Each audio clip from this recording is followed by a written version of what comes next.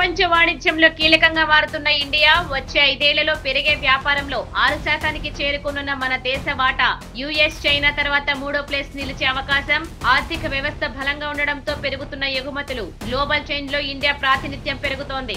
ఇంకో 5 ఏళ్లలో ప్రపంచ వ్యాపారంలో కీలకంగా మారుతుందని డిహెచ్ఎల్ ట్రేడ్ అట్లస్ ఓ రిపోర్టులు అంచనా వేసింది. ఈ టైంలో పెరిగే వాణిజ్యంలో ఇండియా వాటా 6%కి చేరుకుంటుందని, 12%తో చైనా మొదటి ప్లేస్ లో, 10% యుఎస్ రెండో ప్లేస్ లో నిలుస్తాయని వెల్లడించింది. ఈ రిపోర్ట్ ప్రకారం ఇండియాతో పాటు వియత్నాం, ఇండోనేషియా, ఫిలిప్పీన్స్ వంటి అభివృద్ధి చెందుతున్న దేశాలు కూడా గ్లోబల్ ట్రెండ్ కీలకంగా మారనున్నాయి. వీటి ఎగుమతులు మరింత పెరుగుతాయని అంచనా. ఇతర దేశాలతో ఇండియా వ్యాపారం గత కొన్నేళ్లుగా వేగంగా విస్తరిస్తోంది. కిందటేడాది 13వ అతిపెద్ద వాణిజ్య దేశంగా నిలిచింది.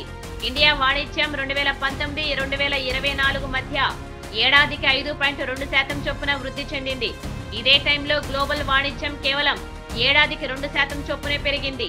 ఇండియా ఎగుమతులు పెరుగుతుండడానికి ప్రధాన కారణం దేశ ఆర్థిక వ్యవస్థ బలంగా ఉండడమేనని డిహెచ్ఎల్ రిపోర్ట్ పేర్కొంది.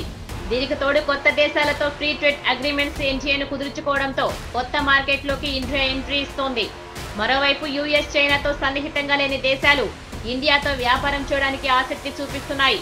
ఈ రిపోర్ట్ ప్రకారం United Arab Emirates, India, Vietnam, Brazil, Mexico వంటి దేశాలు ప్రపంచ వాణిజ్యంలో తమ భాగస్వామిని గణనీయంగా పెంచుకున్నాయి.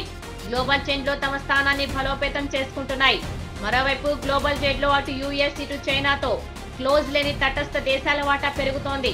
ప్రపంచ వాణిజ్యంలో 2016లో ఈ దేశాల వాటా 15.4% ఉంటే 2024 నాటికి ఇది 17.5%కి పెరిగింది. ఇందులో ఇండియా వాటా పెరుగుతోంది.